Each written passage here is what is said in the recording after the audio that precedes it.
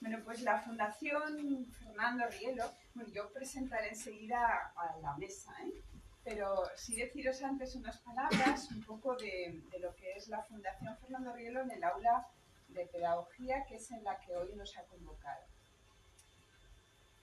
Pues está muy comprometida nuestra fundación en el desafío de encontrar los caminos más fructíferos para la educación en esta época de incertidumbres.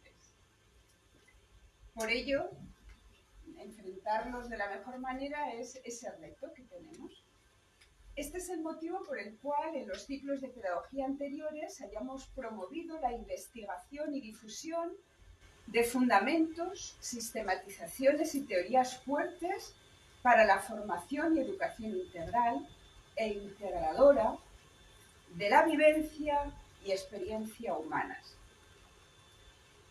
Si de resultados se trata, lo más importante para nosotros es colaborar en comunidades de investigación y diálogo y en experiencias educativas concretas de una pedagogía prospectiva desde y para la paz y para la libertad auténtica del ser humano que oriente su formación y desarrollo personal.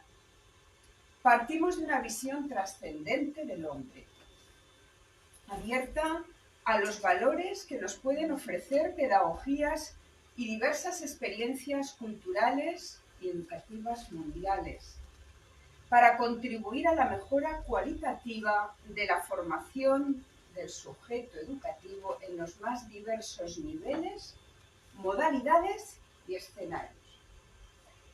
En este curso nos hemos propuesto hacer una reflexión sobre modelos e iniciativas pedagógicas actuales y ponerlas en diálogo. Esto nos llevará a encontrarnos con distintas instituciones, teniendo en cuenta la perspectiva del modelo pedagógico de Fernando Rielo, de cuyo nacimiento conmemoramos su centenario en este año. Iniciamos este ciclo dialogando con Escolas Ocurrentes, que como ustedes conocerán, ahora nos lo van a contar con más detalle, fue una iniciativa del Papa Francisco cuando era arzobispo de Buenos Aires. Tenemos entre nosotros hoy, representándolas, a don Gastón Remy, y él es educador, enseña en escuelas y desarrolla espacios de encuentro a través del juego, del arte y del pensamiento. Y a don Francisco Vila, coordinador de programas en escuela, abogado especializado en transformación de conflictos, diálogo interreligioso e intercultural.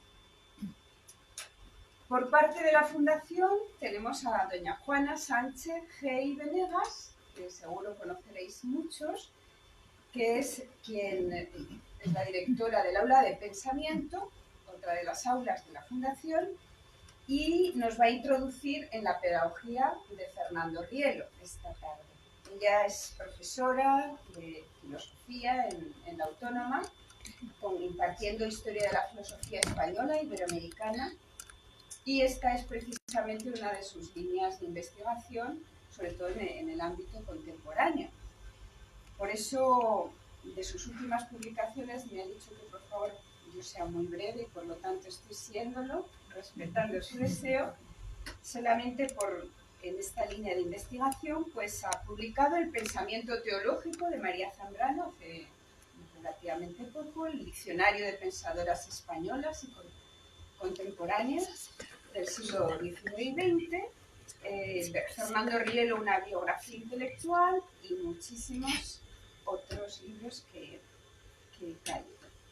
Bueno, pues ellos nos van a hablar esta tarde y por costumbre ya sabéis que tenemos que una vez que hayamos conversado sobre vuestra conferencia, vuestra pequeña ponencia, pues iniciáis vosotros mismos el diálogo y si hay muchas preguntas, ese diálogo luego lo continuaríamos en el brindis que sí que va a tener lugar también en el salón de aquí al lado que ofrece la Fundación para todos vosotros en vuestro honor. Pues muchas gracias y les cedo la palabra. Adelante.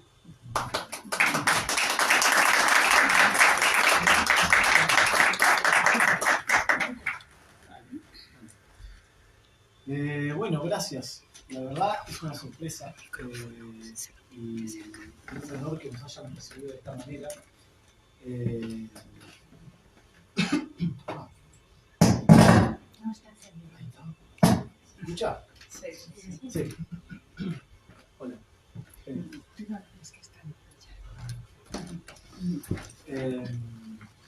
Bueno, no me esperaba. No te digo que fue una trampa, no, pero cuando nos invitaron a compartir un poco la mirada de escuelas y la pedagogía, nunca pensé que iba a ser en este lugar tan lindo, en esta sala que tú nos habías invitado y con tanta gente interesada en esta mirada. Así que con Fran, quiero decir que esto que vamos a compartir está llevado por un abogado y por un payaso. O sea que vamos a ver de qué manera zigzagueante vamos contando un poco la historia de Escolas, pero que es una historia, un camino más bien errante, en un punto, llevado más bien por la intuición que por certezas, encontrando por ahí algunas verdades en el camino que con el tiempo se deshacen en las manos. Así que en toda esta experiencia que también nosotros le ponemos en nuestra vida y vamos a ir intentando de compartir algo de esta experiencia. Así que le deseo la palabra al doctor, porque en Argentina le decimos doctores a los abogados. Sí, en Argentina hasta con eso robamos los abogados, la verdad. Doctores no, pero sí, hacemos que nos digan así. Bueno, nada, muchas gracias por la invitación y gracias a todos ustedes por venir hoy con el frío que hace, además. Pero, como bien decía Gastón, Escolas nace de una intuición. Y nace con una intuición en un momento de muchísima incertidumbre para la Argentina. Era el año 2001 y nosotros allá estábamos atravesando unos momentos muy difíciles que para que más o menos puedan intentar entender lo que estábamos viviendo, tuvimos en una semana 5 presidentes, 5, uno duró horas, se iban en helicóptero de la casa de gobierno porque estaba la plaza tomada por la gente, cerraron los bancos, no se podía sacar el dinero. Durante más de 2 meses solo se podían sacar unos 30 euros por semana del banco. Y en estas protestas moría gente. Entonces eran épocas de dolor e incertidumbre en las cuales el adulto no sabía qué hacer. Y lo único que se le ocurría era gritar a viva voz que se vayan todos. Todos los políticos, los de derecha, los de izquierda, que se vayan los empresarios, que se vayan los sindicatos, los gremios, todos. ¿Por qué? Porque nadie podía dar una respuesta. En ese momento Gregorio tuvo una intuición de preguntarse por los jóvenes, qué era lo que estaban pensando, pasando, sintiendo, qué opinaban al respecto de toda esta situación. Entonces juntó a directores de escuelas públicas, escuelas privadas, escuelas concertadas, escuelas de religión judía, escuelas católicas, escuelas musulmanas, escuelas laicas, como las públicas. Los juntó y les preguntó qué pasaba con sus chicos en ese momento. Ahí los directores le hicieron una contrapropuesta de no te vamos a decir nosotros qué sienten, qué piensan, sino que lo van a hacer ellos mismos. Dejanos que los juntemos a todos y veamos y escuchemos qué tienen para decir. A lo largo de varios meses, estos chicos de todas estas escuelas de realidades socioeconómicas muy diferentes, de las escuelas más adineradas y más pobres de la ciudad, se fueron juntando a lo largo de estos meses y ellos plantearon de que más allá de la crisis socioeconómica y política que estábamos viviendo, la Argentina tenía desde hace tiempo una crisis educativa. en la cual el pacto educativo se había roto hace tiempo. Pacto educativo entre las escuelas, las familias, los chicos, los políticos. Ya no había diálogo, no había encuentro, no había escucha, sino que cada uno iba por su camino. Digo, una cosa, lo que sucedía un poco es que mientras había un país incendiado, donde moría gente en la plaza, donde yo me acuerdo de ir a las protestas, yo era muy chico, tenía 10 años, con las protestas con la cacerola y vivir escenas de violencia con mi familia, con mi madre. En la escuela seguían estudiando la historia de 1800, seguían haciendo cálculos matemáticos, pero que no estaban puestos en ninguna realidad. Entonces, lo que sucedió un poco era, bueno, entendemos que la escuela tiene que ser un espacio en el que hay que generar un borde, ¿no? Una protección del mundo, para que haya un tiempo en el que los jóvenes puedan tener una experiencia de aprendizaje por fuera también de las hostilidades que trae el mundo, pero llegaba un punto en el que esa diferencia ya era irremediable. Entonces los jóvenes decían, estamos estudiando, estamos aprendiendo un mundo que no es el que tenemos. En un punto. Entonces, ahí es donde nace un poco, quería agregar esta cosa, esta intención de, bueno, ¿cómo hacemos para hacer conversar la realidad con el aula, con la escuela, con los contenidos, con los aprendizajes? Exacto, la escuela iba disociada de lo que estaba pasando en el país, en la realidad diaria. Entonces los chicos se dieron cuenta de esto y lo que plantearon, fueron al Congreso y plantearon generar un programa educativo en el cual la escuela y los chicos estén dentro de la realidad que está pasando. Que está buenísimo que ellos vayan a ser el futuro de la sociedad, pero ellos dijeron, nosotros también somos presentes. Entonces plantearon de que año tras año los chicos pudiesen repetir la misma experiencia que ellos, que se pudiesen encontrar, juntar, debatir y ponerse al servicio de la sociedad. Así fue como se crea Escuela de Vecinos en la ciudad de Buenos Aires, impulsada por Bergoglio, y a lo largo de los años estos chicos se fueron encontrando y plantearon diferentes propuestas. Ellos dijeron, se sentían discriminados por la ropa y la moda. Y entonces plantearon una ley en la cual cuando una marca de ropa, como Zara, saca un nuevo modelo, lo tiene que hacer en al menos 7 talles. No lo puede sacar solo en extra small o extra small. Lo tiene que sacar desde el small hasta el extra large. De esa manera los chicos encontraron un problema y ellos mismos se corresponsabilizaron y dijeron, nosotros queremos hacer algo al respecto. Se dieron cuenta también de que mucha de su vida diaria pasaba por la vida nocturna. Les gustaba salir, encontrarse con sus amigos y que también tenían problemas allí. De que depende cómo estaban vestidos, podían entrar o no, depende cómo se veían, de que había una arbitrariedad respecto a la hora de inicio y la hora de cierre.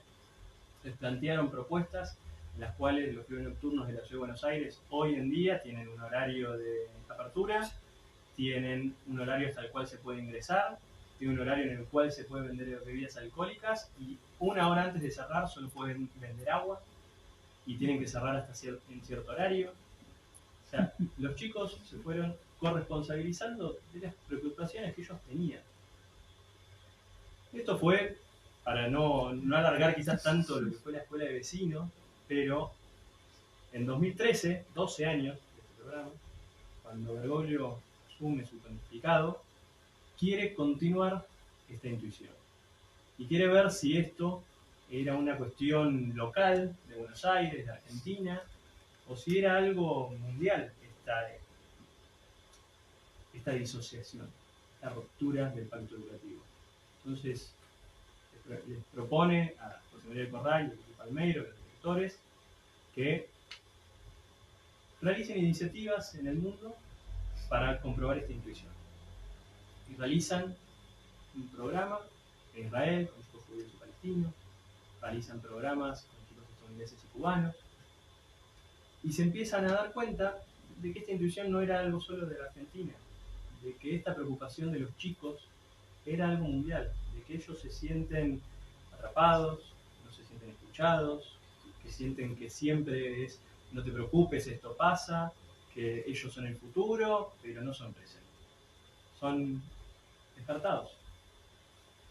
Y así es como nace la Fundación Escuelas Ocurrentes, en 2013, empieza a generar iniciativas en otros países, crece de parte de Argentina y se expande a Estados Unidos, México, Paraguay, Haití, España, Portugal, Rumanía, Italia, Mozambique, empieza a generar iniciativas en Medio Oriente también, Irak, Australia, Japón. Empieza a crecer la intuición. Al punto de que crece, crece, crece y hoy pasa a ser un movimiento educativo. Ya buscamos dejar de ser una fundación porque entendemos de que hay un movimiento detrás que trascendió a esa estructura organizacional que teníamos. Hoy en día, después de hacer las experiencias, quedan grupos de chicos movidos por esta intuición que quieren llevar adelante y quieren ponerse ellos en el centro y decir, hoy yo estoy acá, hoy yo quiero cambiar las cosas. Así es como nace nuestro programa insignia, Escuela Ciudadanía, que es quizás un programa que resume y pone en práctica todo lo que nosotros, toda nuestra mirada pedagógica que tenemos por detrás. Es un programa en el cual, fomentando la cultura del encuentro, buscamos juntar por 6 días a chicos de diferentes escuelas públicas, privadas, concertadas, eligen ellos una problemática y la van desarrollando a través de diferentes lenguajes: lenguaje de juego, lenguaje de arte, lenguaje de pensamiento. Y a través de estos lenguajes las van abordando, desde un mural, desde una expresión corporal de danza, desde la música, desde metodologías para elaborar proyectos, iniciativas que luego puedan llevar adelante. Y es en esto que nosotros buscamos e impulsamos que los chicos, al encontrarse con el otro, se puedan encontrar a sí mismos, que puedan volver a ponerse ellos en el centro, volver a tener una educación que no solo los tenga en el centro, sino que los escuche, y que una vez que son escuchados se los invite a crear algo, a corresponsabilizarse y llevarlo ellos adelante. A nosotros nos gusta arrancar con el origen, porque en definitiva nuestra pedagogía es la pedagogía del origen. Sí. Es decir, es un...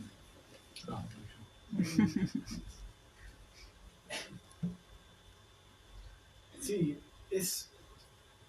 es un camino del Escolas. No es ninguna fórmula de la nueva pedagogía del mundo, no hemos descubierto la pólvora, solo hemos seguido una intuición. Y que escuchando lo que los jóvenes tenían para decir, escuchando lo que fuimos aprendiendo de algunos maestros que fuimos encontrando en el camino, y sobre todo escuchando a lo que nos sucede a nosotros como movimiento, es que fuimos tomando decisiones, fuimos siguiendo esa intuición y siempre intentando de generar una educación que esté a la altura de los jóvenes y sobre todo de la dignidad humana. Lo creemos un poco de esa manera. Estaba pensando, ¿te parece si ponemos el video ahora? Sí. Como para ilustrar El ciudadanía. lo que contabas en Ciudadanía. Sí. Ahora va. ¿Sí? Sí. Este es un video que es de esta experiencia Ciudadanía, en la que se reúnen jóvenes de diferentes escuelas, diferentes realidades, diferentes religiones, creencias. ¿Y que cuándo la vivimos? Este es de junio del año pasado.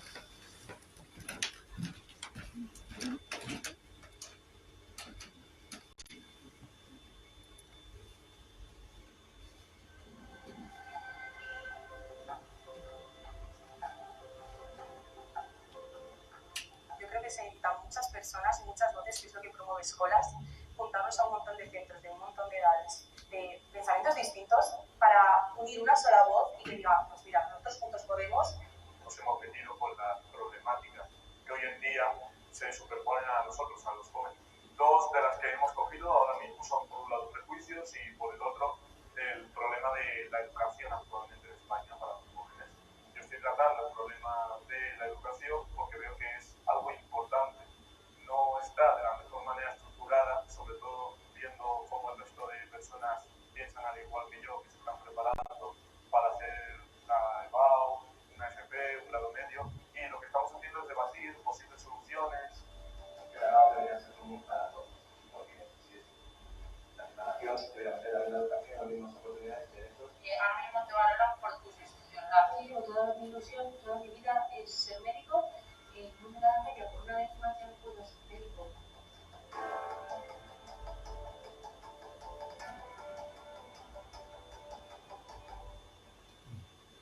Se ha llevado a conocer gente, a entrevistas, universidades.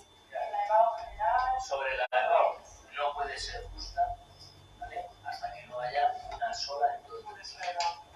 ¿Vale? Fuimos haciendo nuestras consultas, todo lo que nos preocupaba, ellos nos escuchaban, nos daban su experiencia y con ello podíamos ir redactando y pudiendo mejorar nuestras soluciones a esos problemas. Hubo grupos que estuvieron trabajando pues, a través de la música, con gente que estaba pintando un mural, expresando con su propio arte lo que las palabras no pueden decir. Al fin y al cabo estamos hablando de temas que no hablamos en casa, no hablamos en el instituto, pero nos preocupan de verdad y están ahí. Entonces, para mí es una oportunidad de, a veces que con mis amigos poder comentar con ellos sus problemas, los de ellos, y poder contarlos y buscar una solución. De ahí que mi mentalidad que a lo mejor tenía hace solamente una semana es totalmente diferente y me llevo un montón de experiencias, de forma de ver las cosas totalmente distintos. Los jóvenes, además de prepararnos para un futuro, queremos disfrutar, queremos ser felices también con lo que hacemos en nuestro día a día, que no se base únicamente en preocuparnos por una nota. Vosotros sois el futuro, pero el futuro se construye desde el presente. Y por supuesto que yo escucharé y voy a derivar a mis jefes. Hay mecanismos que están muy implantados y que la empresa privada, en este caso, la banca, que son los ponemos a disposición. Ese es el encargo que yo, perdona que me ponga otra carga más, ¿no? Que es educar a la nariz. Son cambios de verdad. De trabajo práctico. Cuando la educación vuelve a ser cultura. Cuando podemos estar en aula todos.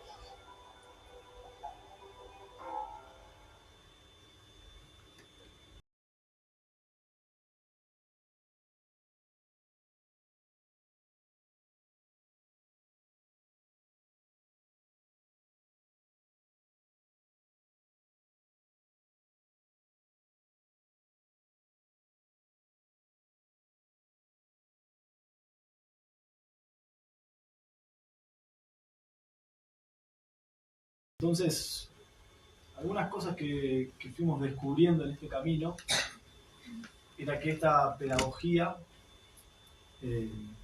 era un llamado, como nos planteó Francisco, el Papa Francisco,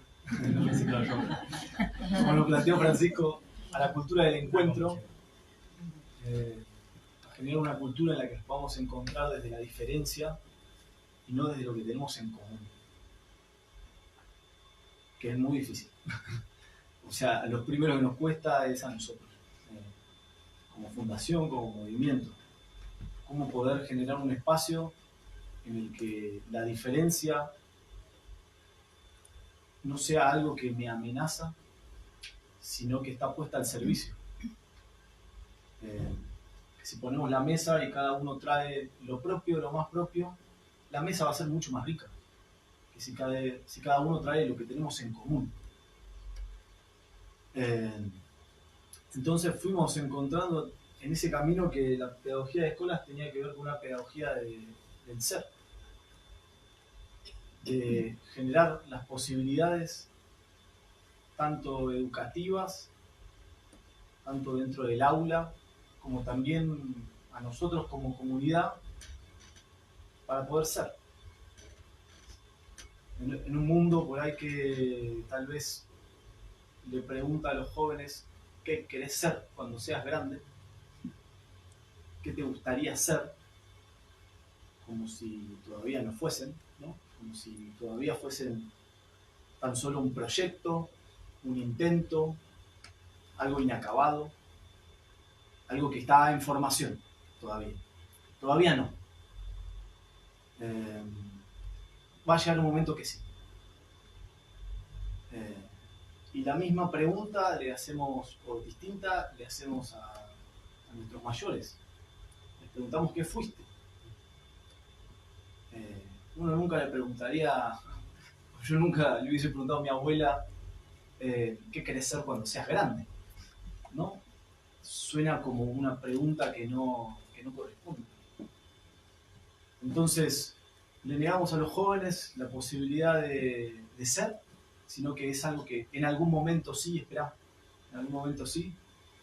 Y a nuestros mayores ya les dijimos que fueron, que nos cuenten sus historias, que nos cuenten sus vidas, sus éxitos, sus logros, su experiencia, pero le quitamos la posibilidad de toda posibilidad. Entonces, los únicos que pueden ser en el medio somos los útiles. Los que sostenemos los países, los que trabajamos, los que innovamos, los que estamos en una edad productiva, en la que el mundo necesita de estas personas para que avance, para traer progreso. Entonces Francisco nos llama a los descartados, a los que están por fuera de toda utilidad, por fuera de todo beneficio. Entonces fue ahí que dijimos, bueno, ¿qué pasa si no empezamos a invertir un poco, por lo menos en un intento desde lo educativo, esa mirada? ¿Por qué no recuperamos ese ser? Es decir, por lo menos la idea de mundo que a mí me plantearon en mi educación es una idea en la que tengo que ser productivo, tengo que hacer cosas para tener cosas, para después ser.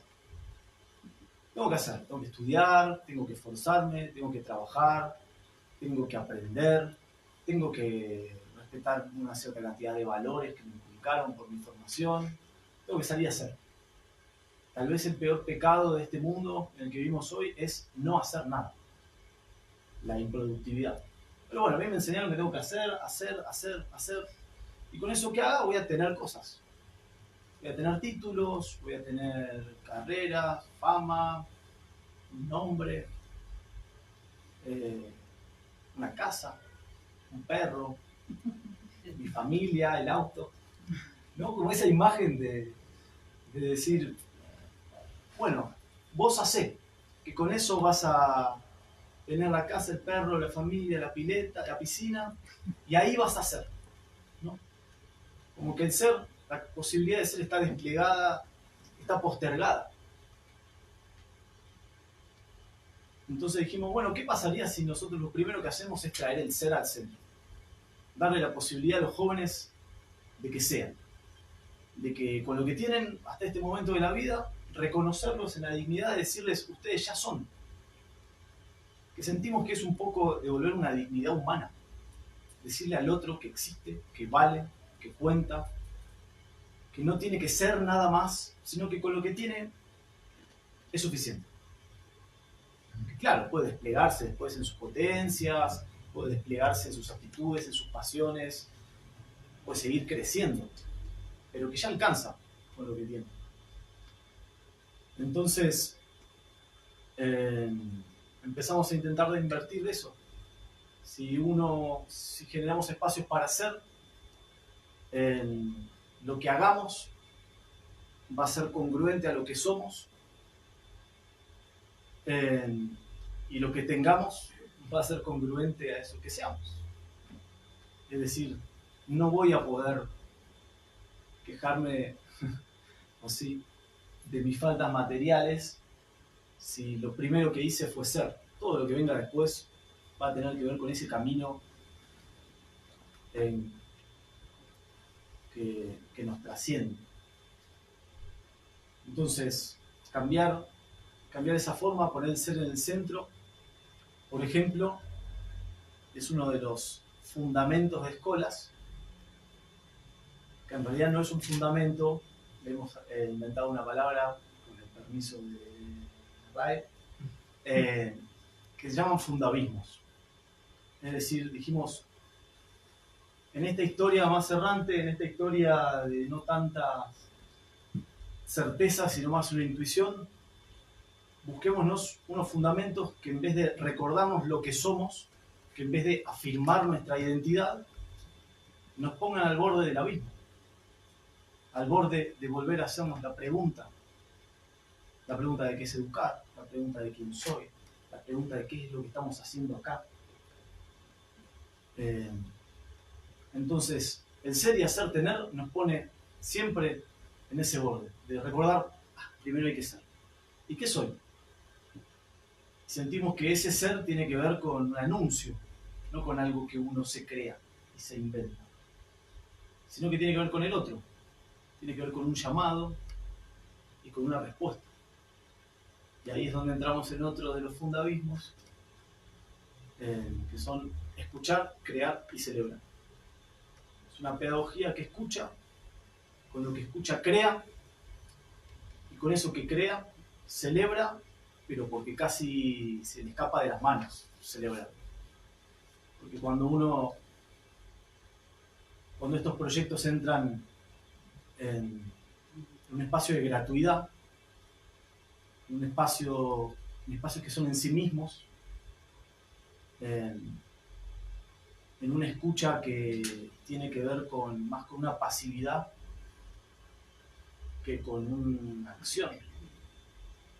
Sentimos que ese primer escuchar que nace en los proyectos, por ejemplo en con los jóvenes, o que nace en cada proyecto que intentamos de crear, más que nosotros hacer el ejercicio de escuchar y tomar la acción, es escuchar, es dejar que el mundo se diga en uno. Pero bueno, todas estas cosas tal vez para el mundo en el que vivimos hoy y para el mundo de los jóvenes son un poco anticuadas. Para las velocidades, para la cantidad de estímulo que necesitamos constantemente. Entonces, ese primer escuchar tiene que ver en lo educativo con invitar a cultivar una mirada receptiva, frágil, sensible, que vuelva a escuchar al mundo sin tanta mediación, sin tanto ruido. Sentimos que es un poco volver a escuchar la vida en un punto. Y con eso que escuchamos, cuando la escucha es verdadera, cuando lo que se nos anuncia es un llamado, nos queda responder. Uno solo responde a lo que verdaderamente escucha. Si no lo escuchó, no tiene por qué ir a la puerta a abrirle a nadie. Entonces ahí es donde decimos, bueno, ¿cómo generar una educación que genere sentido? Un sentido para los jóvenes. Es una educación que no viene con un sentido dado, no es que nosotros sabemos cuál es el sentido y se los vamos a explicar, sino que el trabajo es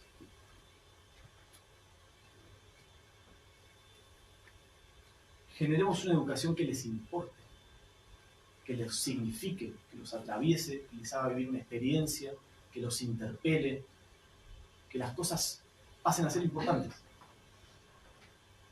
¿Cómo hacemos una experiencia en la que las cosas se vuelven importantes y a ellos no les da lo mismo? Entonces, desde la falta, que se escucha, ese escuchar, crear, celebrar, tiene que ver con esa falta, es que partimos, siempre haciéndonos la pregunta de qué nos pasa, qué nos falta, qué nos duele. Y desde esa falta es que, cuando la falta es verdadera, es importante, es que los invitamos a crear. Bueno, creemos entonces las soluciones en nuestras vidas, en el mundo, en nuestra comunidad, que que intenten de alguna manera dar una solución, que no va a ser una solución que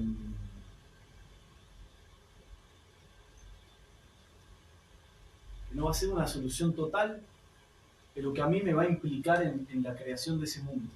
Y cuando eso sucede y es verdadero, aparece la gratitud de haber vivido esa experiencia, la gratitud de haberse encontrado solucionando o intentando de encontrar alguna respuesta a esa falta,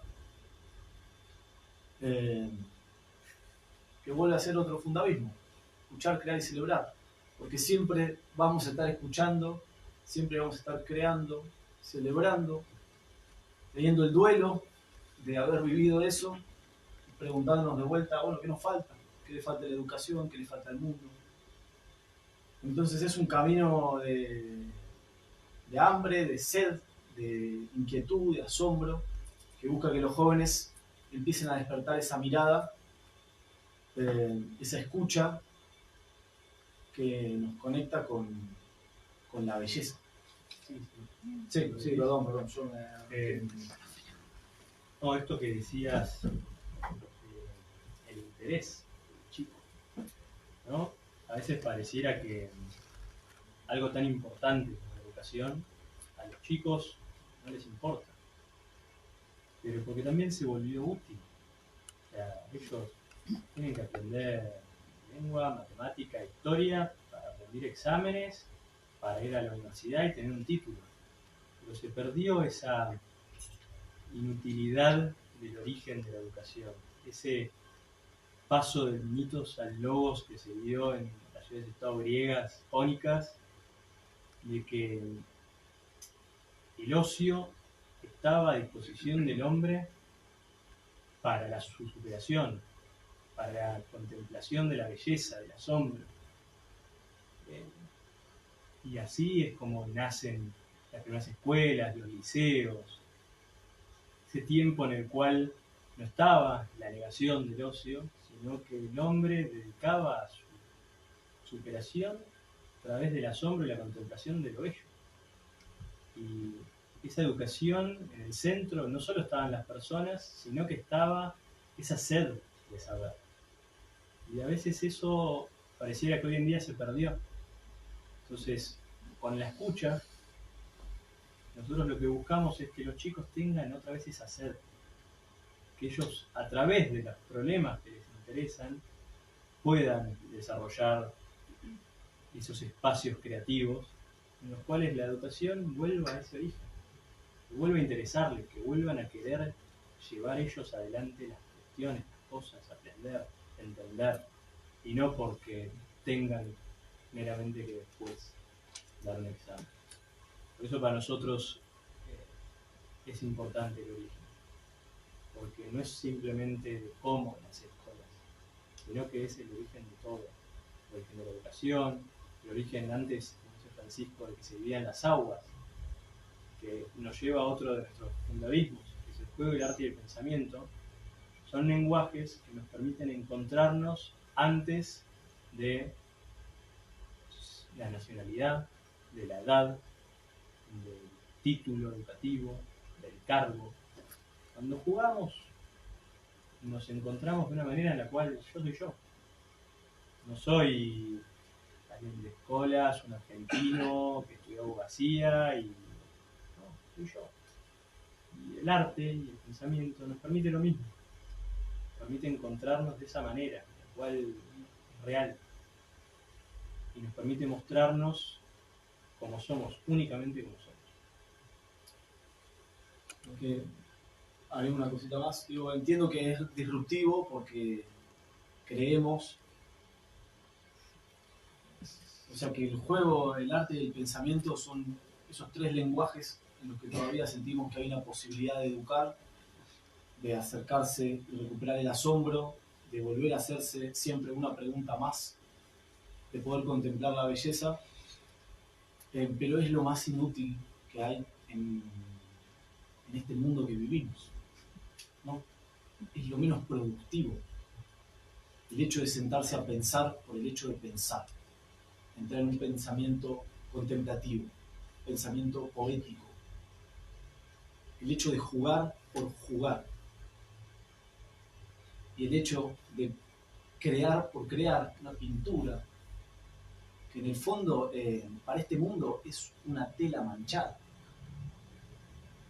Es eso, no es la tecnología que nos va a traer ni nos va a cubrir las necesidades que tenemos de hambre, de guerra. Entonces, así vemos que la escuela cada vez más quita y quita filosofía. Para el no creyente, ¿qué cosa menos productiva que la religión, que la contemplación de Dios? Entonces, nosotros creemos que hay que recuperarle la inutilidad en la educación, que hay que traer una educación que sea inútil, que hay que desinstrumentalizarla. Si no, la educación siempre termina estando postergada, ¿no? Yo estudio para aprobar el examen, y estudio el examen para aprobar el trimestre, para aprobar la asignatura, para aprobar el año, para aprobar la escuela, la universidad y poder tener un buen título que me dé un buen sueldo para sostener a mi familia y poder ahí ser. Pero el gozo está postergado. Entonces creemos que el jugar por jugar recupera el gozo mismo de hacer las cosas por las cosas mismas, que el hecho de pensar y siempre buscar una pregunta más, aunque sea un pensar meditativo, no un pensar que nos vaya a traer las soluciones del mundo, es un pensamiento que nos conecta con lo más sagrado de nosotros mismos, y lo mismo el hecho de crear. Como dice Fran, son espacios en los que nos podemos empezar a encontrar, no desde nuestros títulos, no desde nuestras cartas de presentación, sino desde lo que somos verdaderamente, desde lo que vamos siendo, no desde ese relato que nos contamos de nosotros mismos, sino de lo que nos va sucediendo vitalmente cuando nos empleamos esos espacios. Así que, un poco por ahí. Al menos la punta del iceberg. Bueno, pues muchísimas gracias. En primer lugar saludo a Gastón y a Francisco, a los que no les hemos engañado, ni le hemos metido en una trampa, sino que el día que nos conocimos, que ahora no recuerdo bien, pero en este mismo salón, probablemente hace un par de meses, ¿no? Sí, nos pusimos al otro extremo, percibimos que muchas de las cosas que nos contaban, algunas de ellas nos han vuelto a contar esta tarde, pues a nosotros también nos resonaban mucho. Es decir, que era la pedagogía de Fernando Rielo, ¿no?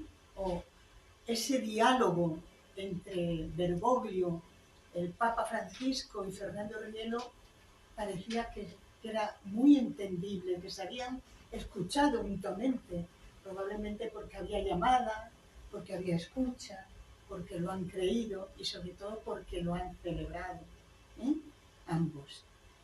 Muchísimas de las cosas de las que han dicho esta tarde, que yo ahora no voy a volver a recontar, y por eso fuimos urdiendo también pues este encuentro, ¿no? Este encuentro que, como ha dicho la presentadora, pues seguirá siendo un diálogo con otros proyectos educativos, ¿no? Otros modelos educativos.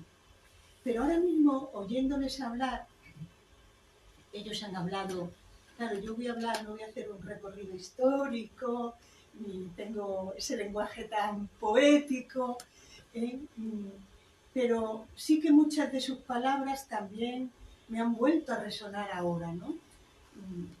Claro que no es cuestión solamente de un ser estático, pero Fernando Rielo ha meditado sobre quiénes somos y ha partido de esa idea de que no somos solo algo estático, sino que somos en proyección, somos dinámicos.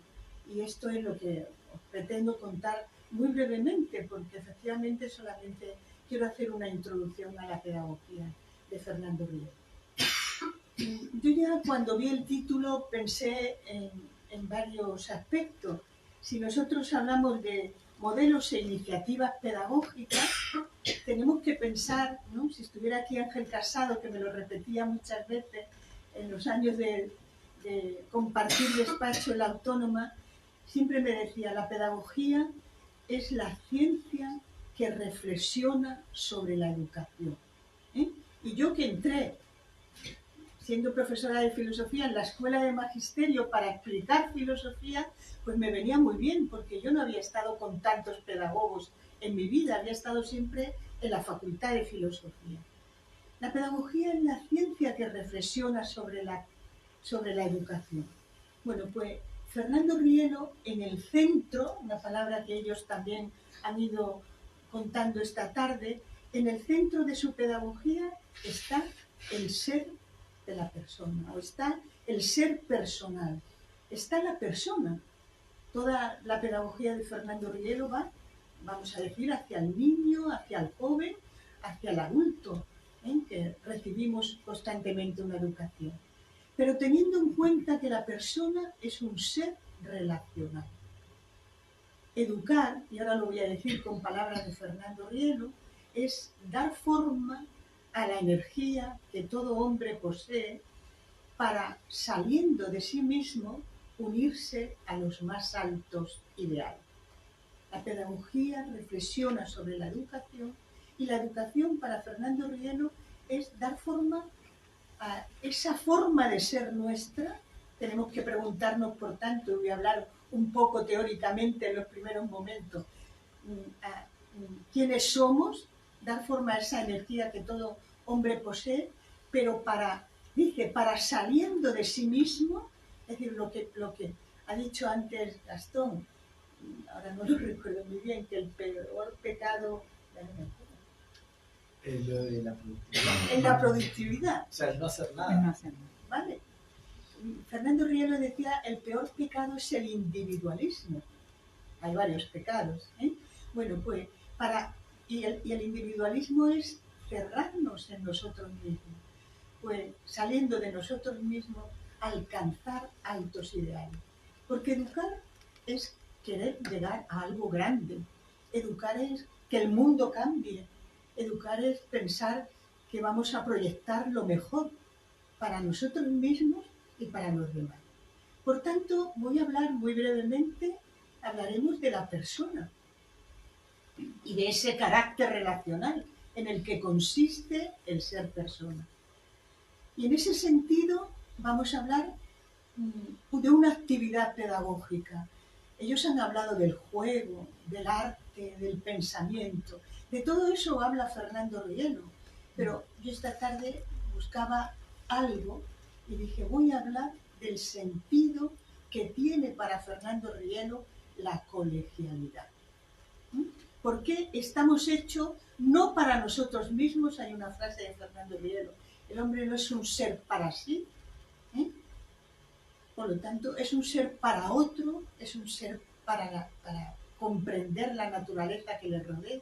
Todo esto significa ser relacional. El hombre también es un ser, o es también un ser para Dios. Pero cuando he traído la colegialidad es porque quiero hablar de discípulo y de maestro. Porque cuando hablamos de pedagogía, hablamos de dos agentes.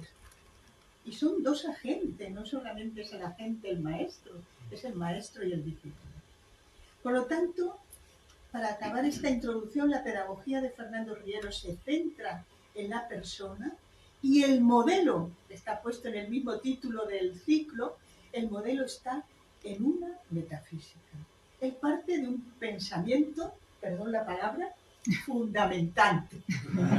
Porque los filósofos sí que entendemos, o los aprendices de filósofos, o los profesores de filosofía, sí que entendemos que hay que ir a las preguntas últimas, a las razones últimas, y hasta ahora le hemos llamado fundamento. Pues la metafísica genética que propone Fernando Rielo tiene por fundamento último el absoluto. Si hemos dicho que el ser es relacional, pues ese absoluto es aquel que da fundamento a toda la realidad que es relacional en sí misma. La persona se relaciona con la naturaleza, ahí todo el proyecto ecológico de los últimos tiempos. La persona se relaciona con los otros, la persona se relaciona con el absoluto. Y bueno, como se ha dicho antes, y si descartamos alguno de estos tres elementos, nos deshumanizamos, nos despersonalizamos.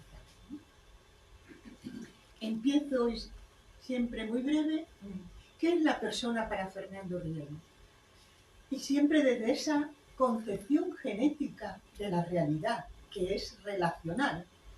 Pues la persona para Fernando Rielo es espíritu. Les contaba a mis alumnos, algunos están aquí, que estos días un compañero nuestro, un jovencísimo profesor de filosofía, ha escrito en el periódico El olvido del espíritu. Un texto precioso, breve, porque es un artículo breve, de esos artículos que aparecen en este caso en ABC, y dice, diríamos, el mal que produce el olvido del espíritu. Pero entre otras cosas dice que ningún filósofo ha explicado qué es el espíritu. Bueno, yo creo que Fernando Rielo lo explica, y parto de ahí. La persona es espíritu, por lo tanto, somos seres espirituales. Y el espíritu, en esta explicación de Fernando Rielo, es consciencia. Es decir, el carácter por el cual somos seres personales no es porque seamos racionales, ni políticos, ni simbólicos, como decía Cassirer, ni capaces de reírnos. No es por nada de eso, sino porque el espíritu es consciencia, es el más de esa percepción que hay en nosotros. Y además de consciencia, habla Fernando Rielo de potestad. El espíritu es percepción, es comunicación, somos seres comunicativos, de ahí se explica todo que somos seres racionales, y el más de esa comunicación es la potestad. Por tanto, educar es educar todas estas capacidades que tenemos. Hemos dicho antes que educar es ir hacia lo mejor. Pues educar es educar todas estas capacidades. Y se educa desde el espíritu, o se educa teniendo en cuenta que somos seres espirituales, porque el espíritu es la unidad, es quien asume todas las otras funciones que tenemos, orgánicas o psíquicas. Es decir, la guía de la educación no puede ser solo, y ellos lo han explicado maravillosamente, no puede ser solo ni lo útil, ni lo productivo, ni lo corporal, no puede ser solo eso, ni tampoco puede ser solo lo psíquico. No es la mejor guía, no nos lleva a los mejores alcances o a las mejores actitudes, ¿no? El más de la persona es siempre el espíritu. Vamos a decir el ser, para no dejarlo fuera. ¿En qué consiste la persona? ¿Cuál es su forma de ser? ¿En cómo está constituido? Fernando Rielo decía, pues somos espíritu, psique y somos. Nuestra naturaleza es psicosomática, es un espíritu psicosomático. ¿Pero eso es solo lo que somos? No, porque la persona es más que su naturaleza. Es naturaleza y algo más. Viene definido por la divina presencia constitutiva en el espíritu, que es quien le define como persona. En nuestro espíritu está esa huella, o esa divina presencia constitutiva que nos personifica. Dos pinceladas para hablar de este carácter relacional de la persona. Esto quiere decir que Fernando Rielo concibe a la persona desde un ontos, para no decir ser, vamos a decir ontos, que es espiritual y místico. Lo define como místico. Ayer hablábamos, ¿no, Pepe, en la clase de pensamiento en América, no voy a decir latina porque es lo que discuto, pensamiento en América, hablábamos de los mitos precolombinos, ¿no? Y decíamos, todo no era ficción, porque el ser humano no es todo tangible, como aquí se ha dicho maravillosamente. Hay algo más, esa mística que es esa proyección que todos tenemos dentro desde nuestro espíritu, ese acto del espíritu que nos lleva al misterio, a la relación con el absoluto. Contábamos un mito, ¿no?, de los náhuatl, que decía, de los mayas, perdón, crearon al hombre de madera, pero se destruyó porque no eran capaces de conocer a la divinidad, no eran capaces de relacionarse con los dioses.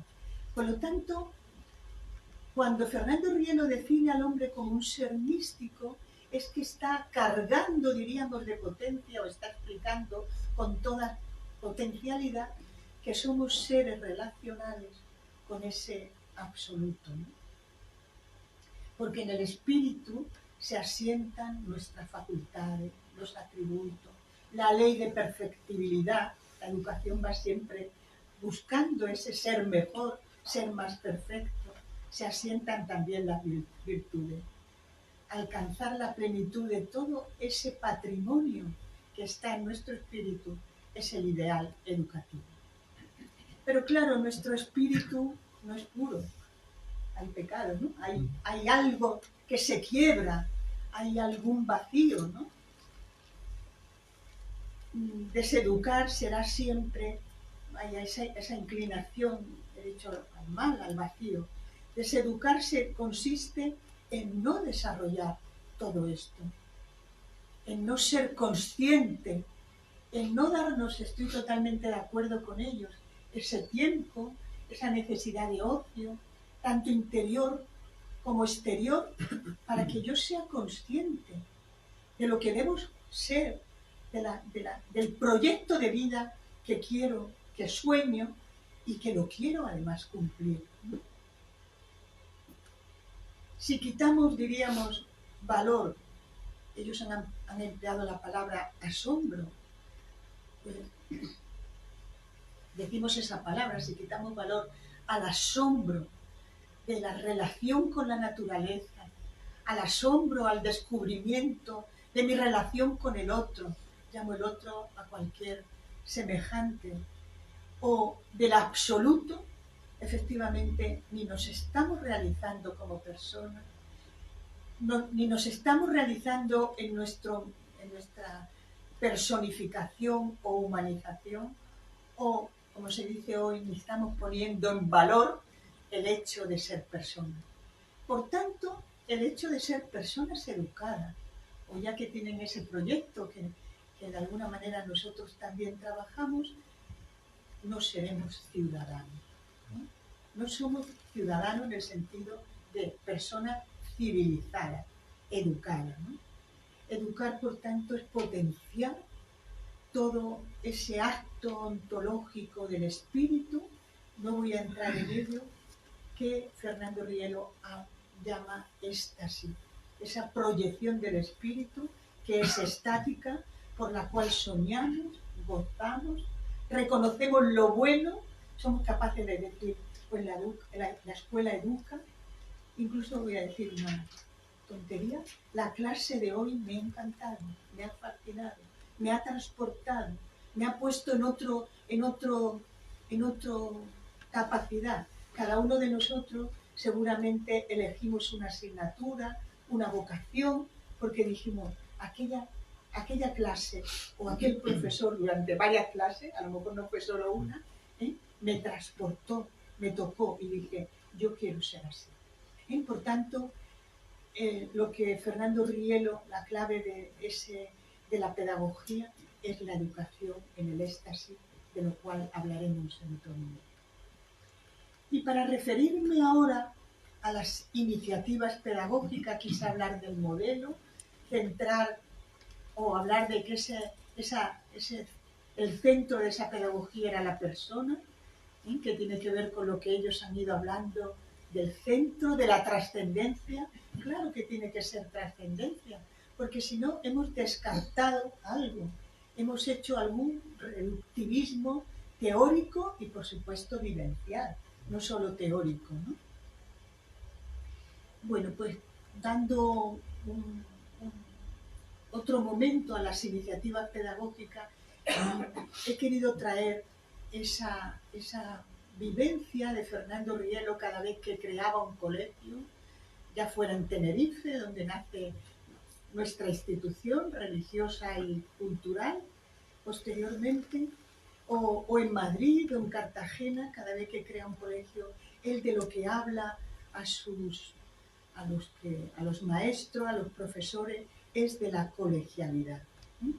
Y entonces, no sé, pensé que esta era en donde me iba a centrar. ¿Por qué? Porque cuando hablamos de educación y cuando hablamos de pedagogía, tenemos que hablar de la relación entre maestro y discípulo. Y lo he puesto a manera de casi un telegrama, ¿no? Pienso que nada hay más ejemplarizante ni más educativo que la colegialidad.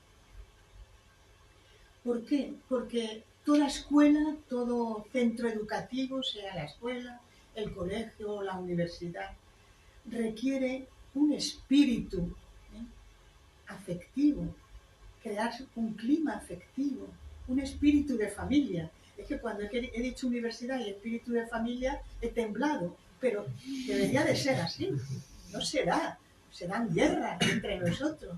El otro día en una reunión de profesores, no en Madrid, no creáis que estoy hablando de una universidad, pero me decían, yo estudié en tal universidad, y entonces me decían, si entras en el despacho de aquel, no puedes venir al despacho de este.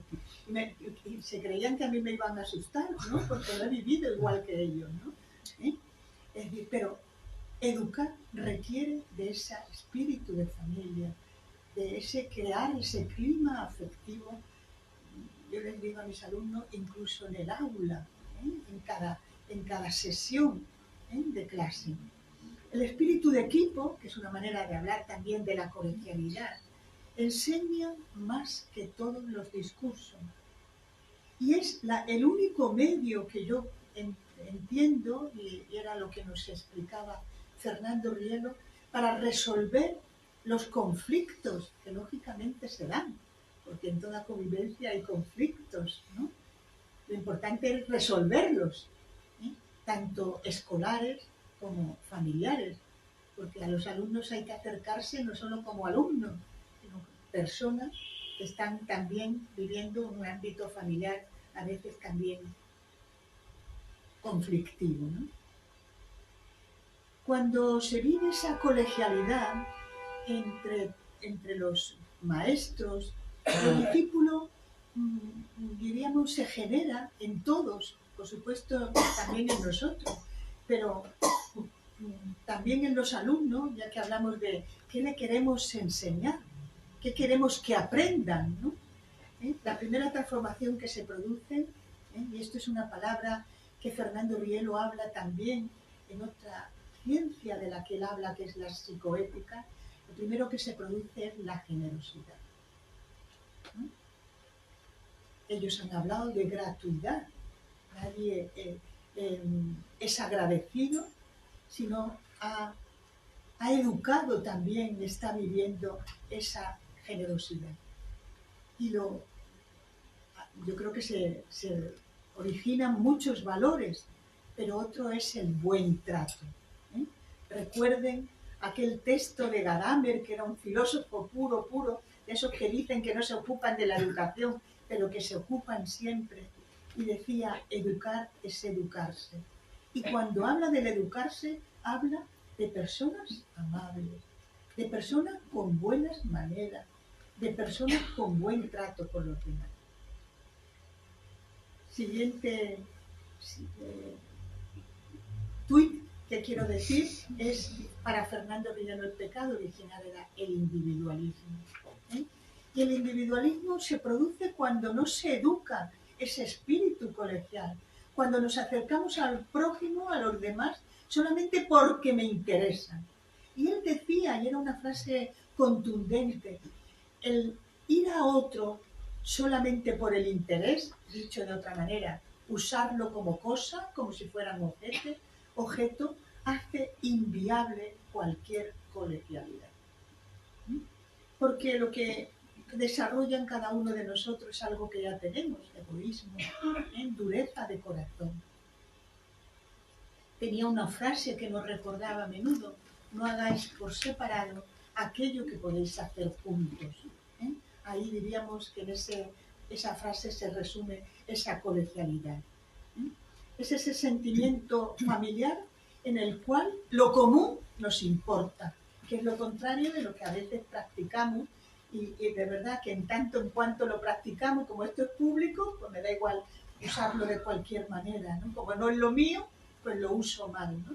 Bueno, pues en tanto en cuanto lo practicamos, diríamos que ese sentimiento de colegialidad no nace en nosotros. Fijaos que el texto evangélico sí que tiene que ver con la colegialidad. No os he llamado siervos, sino amigos, ¿no? Yo creo que entonces cuando se practica el amor, el deseo de vivir algo en común, la unidad, y solo desde esa unidad se tiene ilusión por obedecer. Y obedecer, nos guste o no, es lo normal en una persona educada, que practica normas comunes, que las vive, que las respeta, que se responsabiliza. Porque aquí la verdadera motivación de esta colegialidad está en el amor, en el afecto por saber que juntos podremos acometer ideales, proyectos, deseos de que este mundo sea mejor. Y esto sí que es la educación. Hace muchos años en Cádiz, me invitaron, cuando empezaba a hablarse la educación en valores, me invitaron a hablar, a mi tierra, pues, me invitaron a hablar a los profesores de secundaria. Pero había profesores de secundaria e inspectores, aquellos que hacen 2 oposiciones, más listos que yo eran todos. Y era una sala enorme, porque luego mi hermana me decía, ¿y viste a Manolo no sé quién? Es que yo a los últimos ni los veía, ¿no? Y al final uno, que por lo visto, un profesor que además era inspector, me dijo, ¿pero educar para qué? Y yo me quedé, después de que hablo de educación en valores, uno que es profesor y que es inspector, ha hecho más oposiciones que yo, me dice, ¿educar para qué? Y le dije, bueno, con toda la humildad y el miedo que me produjo sus palabras, pues yo creo que uno educa para ser mejores, ¿no? Y para que el mundo sea mejor. Y eso que le dije con voz temblando, terminé diciendo, porque si no, yo no estaría hoy aquí. Si no queremos que sea así, no podríamos, no deberíamos de ser educados, ¿no? Y voy a terminar, porque el tiempo es vuestro, pero muy rápido. Fernando Rielo hablaba de que esos profesores, para vivir esa colegialidad, convendría que tuvieran reuniones, no todas esas que tenemos todos los días, porque todos los días tenemos una, por lo menos. Esto es como los plátanos en Canarias, uno por lo menos. Dice, y esas reuniones que deben fomentar esa colegialidad, debería que tomarais conciencia, que evaluarais, que os examinarais de algunos de estos puntos. Os lo voy a decir, pero quiero terminar para que podáis tener tiempo. Puntualidad. ¿Por qué? Porque la puntualidad nos hace responsables, nos disciplina y sobre todo porque tenemos respeto al trabajo de los demás. Segundo, preparación de trabajo en común. ¿Por qué? Porque eso significa que innovamos, que tenemos proyectos en común. Y Fernando Rielo decía, pensar es bueno y soñar es mejor. Tercero, no a la acepción de personas, porque lo propio de los maestros, y esto lo digo con palabras de García Morente, es que se dediquen a todo, dedicación, y sobre todo que sean personas, palabras de García Morente, abnegadas, que no piensen en sí mismos, sino en el otro. García Morente, Juan Carlos lo decía con más fuerza, porque si no serán personas resentidas. Y por último, corrección fraterna. Quien se siente amado, y esto lo dice San Juan Bosco, y aquí está Carmen, amará siempre. La corrección es para que en nosotros crezca el respeto a los demás y la amabilidad. Muchísimas gracias, y ahora sí que tenéis un tiempo para vuestras preguntas o lo que queráis.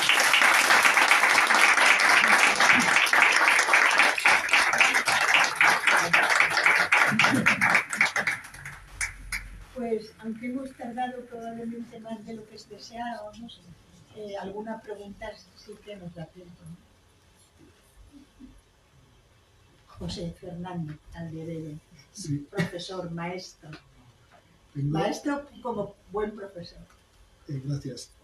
Tengo tres preguntas. Por lo menos. Una para cada uno. Para Juana es una un poco más subida de tono. Digo, porque hablando de salir de sí mismo, que decía Fernando Rielo,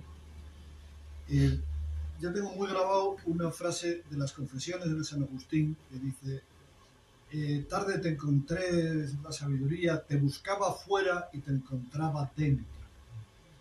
Y entonces, claro, sí, cuando uno se encuentra con los demás, pues siempre se habla de la renuncia a uno mismo, de salir de uno mismo, pero ¿no habrá también que entrar dentro de uno mismo para encontrarse ahí, y pensando en términos de creyente, para encontrarse ahí al Padre común y tener ahí dentro un punto para encontrarse con el que está fuera? O sea, lo de salir y entrar me deja un poco... ¿Coloco ya las otras dos preguntas y ya me callo? No, claro. Y déjales colocados. Bueno, Gastón, no puedo estar más de acuerdo con todo el tema de la educación inútil, que no creo que creo que es lo más útil que puede haber. ¿Sí? Pero me deja un poco con un regustillo, y es: siempre pensamos en educación como en la escuela, la universidad, el colegio, la institución.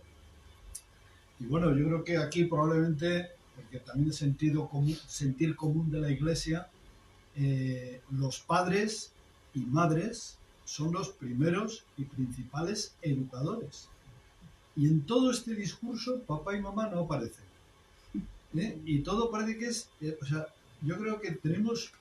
Perdón, pero ya que habéis inventado palabras, pues yo voy a inventar otra. Creo que tenemos institucionalitis.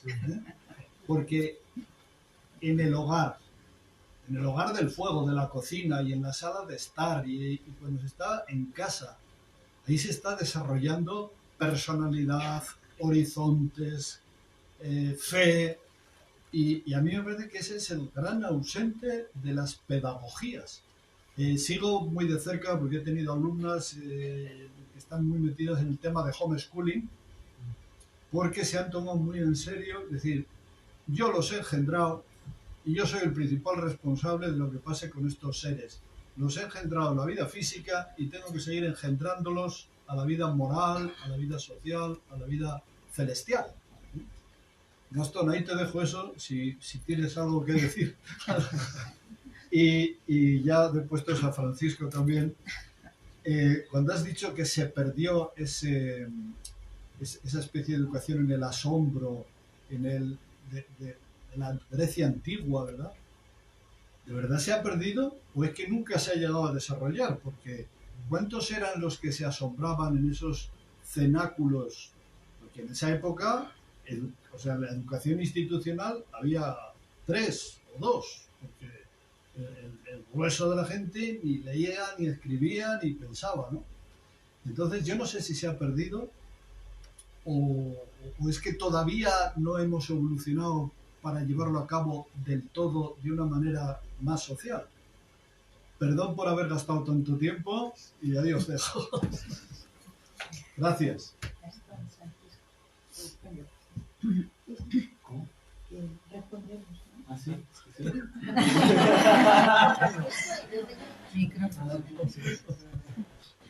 ¿Yo? No, si quieren. Sí. Yo no soy padre. Que yo sepa, por ahora, a menos que tenga noticias próximamente. Entonces, no puedo hablar como hijo. Pienso que estoy totalmente de acuerdo con la institucionalitis, que la familia, más que nada hoy,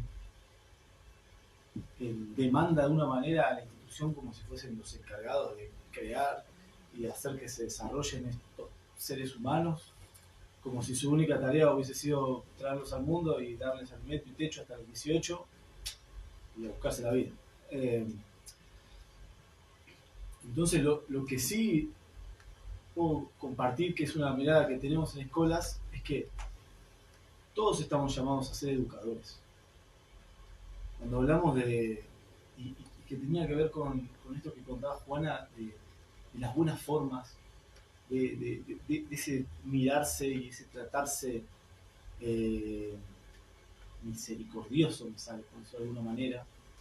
Creo que todos tenemos la posibilidad de nombrar al otro, que es otra palabra otra idea que siempre conversamos, que es que hay una frase de Neruda que dice que siempre se la robamos a un poeta que seguimos mucho, que se llama Hugo Mujica, argentino, que siempre cita esta frase en su poema, que dice: se acerca un hombre a la tumba de su mujer, y en la tumba de su mujer le dice: todo lo que me diste ya lo tenía, pero necesité que me lo dieras para llegarlo a tener. Es decir, hay una potencia en cada uno que está albergada tal vez en una forma de semilla que tiene que ver con esto que estabas comentando, que no lo sé decir con unas palabras que me comentaste.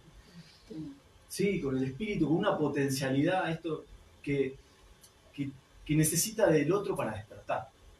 Entonces, que la educación termina siendo un anuncio. El otro me dice lo que ya está en mí, porque me escucha, y yo me animo recién a encarnarlo, a hacerlo presente, a hacerme responsable cuando me es nombrado por mi propio nombre.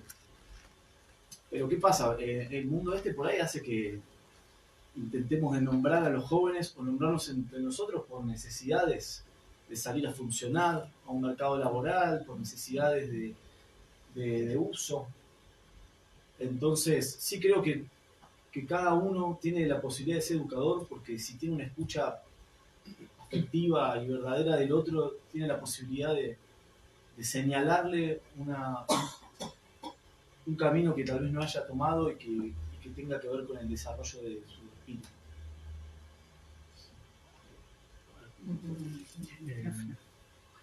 Me quedé pensando. Y creo que tenés razón. Creo que nace desde un asombro y que sin embargo no logramos desarrollarlo de la mejor manera para poder vivirlo en sociedad. A diferencia quizás de otras cuestiones que nacieron, para poner ejemplo de la antigua Grecia, pero la democracia claramente no es la misma que tenemos hoy en día. Fue evolucionando, se fue generando, siendo más comunitaria, más, no sé si usar la palabra colegiada, pero sí más accesible a todos. Lo mismo con los derechos del hombre, las personas fueron evolucionando, se fueron desarrollando. Quizás con la educación ahí fallamos. Ese nacimiento del asombro lo institucionalizamos tanto y lo volvimos tan útil que se fue perdiendo.